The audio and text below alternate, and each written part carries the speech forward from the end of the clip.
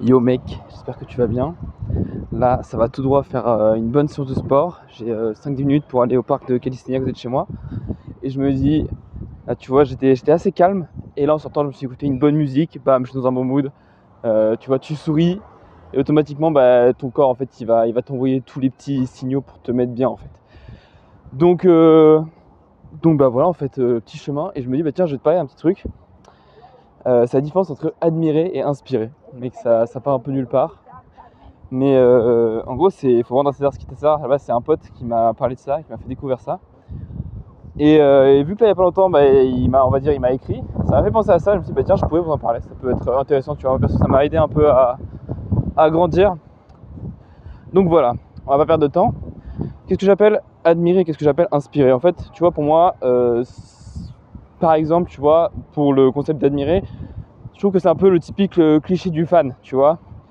Le fan un peu jeune, tu vois, je sais pas, de Squeezie qui va être en mode waouh, j'adore ce que tu fais, putain, je suis trop fan, je veux trop faire comme toi plus tard, je veux devenir youtubeur, etc., etc. Alors qu'en fait, ça se trouve, bah, en fait, il a juste jamais fait de vidéo, il a jamais parlé devant une caméra, il a jamais fait de montage, tu vois, il sait pas vraiment si ça le correspond, il sait pas vraiment si ça fait sens pour lui, si c'est aligné à ses valeurs, etc. Et du coup, il est juste là un peu en mode j'adore ça parce que je vois un mec faire ça bien. Et du coup, bah, je vais faire la même chose, alors qu'en fait, bah, c'est pas forcément un truc qui peut-être est authentique et naturel pour lui. C'est un peu une sorte genre un peu une sorte de tu vois, je copie-colle sur ma vie parce que je trouve ça stylé, mais en fait, je sais pas si c'est vraiment ce qui me correspond à moi. Alors qu'à l'inverse, l'inspiration, tu vois, ce côté inspiré, tu vois, pour moi, c'est plus, si je prends mon exemple, par exemple, j'adore le basket, j'essaye d'être le meilleur joueur possible, j'essaye de m'améliorer chaque jour, j'ai encore du boulot, mais voilà. Et tu vois, je peux dire clairement que Stephen Curry, tu vois, il m'inspire. Ça veut pas dire que j'ai envie d'avoir sa vie, tu vois, parce que je me doute bien que derrière, il doit avoir des routines d'entraînement, des diètes, etc., bien solides. Mais par contre, tu vois, j'adore le regarder jouer, regarder ses moves, etc., pour essayer de m'en inspirer, essayer de m'améliorer en tant que moi, joueur de basket, tu vois. Et regarder un peu ses séances d'entraînement pour voir ce que je peux prendre. Ça veut pas dire que je vais copier-coller à nouveau, parce que peut-être que tout ne me correspond pas, mais pour voir ce que je peux prendre dans ma vie, tu vois. Et ça, tu vois, pour moi, c'est un peu toute la différence entre les deux. Et c'est essentiel de réussir à comprendre que il y a des moments, tu vois, dans ta vie où tu vas admirer des gens et où tu vas te dire que tu veux faire la même chose. Et en fait, compte, moi en tout cas, je l'ai beaucoup vu dans ces dernières années. J'ai expérimenté ces mêmes choses et je me suis rendu compte que ça me correspondait pas du tout. Et du coup, je me prenais un peu une claque en mode putain, mais merde, je pensais que c'était ça qu'il fallait, c'était ça qui allait être genre ma vie, tu vois, qui allait faire sens. Et en fait, non. Et du coup, c'est vrai que quand tu comprends la différence entre l'admiration et l'inspiration, et quand tu arrives un peu à reconnaître ces gens-là que tu admires, j'aimerais bien ne pas me faire écraser, et quand tu arrives à reconnaître ces gens-là que tu admires et ces gens-là qui t'inspirent, en fait tu gagnes du temps de fou. Parce que du coup tu sais quand est-ce que le truc est authentique et quand est-ce qu'il ne l'est pas.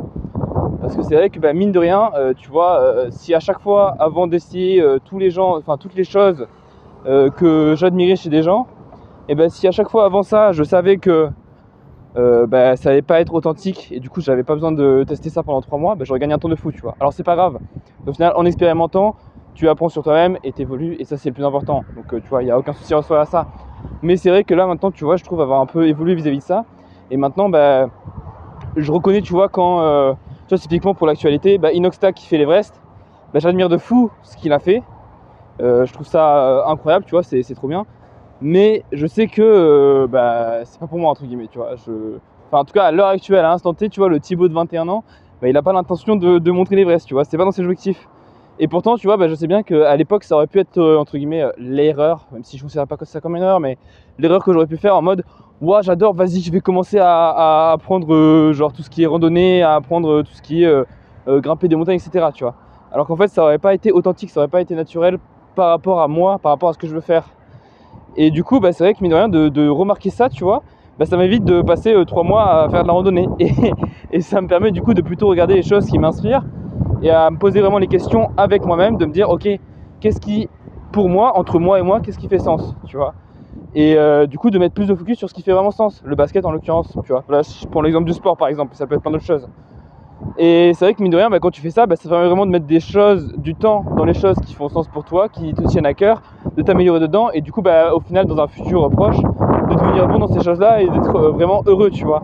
Alors qu'à l'inverse, du coup t'enchaînes dans l'autre situation où tu fais que des choses que tu vois chez les gens que tu admires, bah, du coup tu enchaînes les activités qui font pas sens pour toi.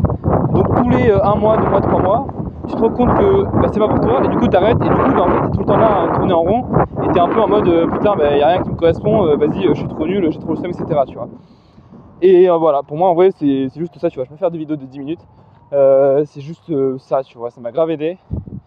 Et voilà, je trouve que c'est assez important, tu vois, de réussir parfois à revenir dans de l'honnêteté avec soi-même, tu vois, et de juste simplement se poser devant un miroir et de se dire ok, qu'est-ce qui vraiment me correspond moi, qu'est-ce qui fait sens. C'est génial ce que fait tel mec, j'adore, je trouve ça grave inspirant, mais c'est pas ce qui me correspond. Et donc faut différencier ça, tu vois. Et une fois que tu trouves les activités qui sont vraiment alignées avec toi-même, moi je reprends l'exemple du basket, et ben là tu peux grave aller regarder d'autres gens pour t'en inspirer, tu vois. Et bref, voilà, c'est un peu comme ça que je vois les choses. À nouveau, je suis curieux d'avoir ton avis, peut-être, tu vois. Je sais pas, j'espère que je l'ai bien expliqué. À nouveau, explose dans tes journées, mec. Des gros bisous sur toi, en fait. Et vas-y, ciao, mec.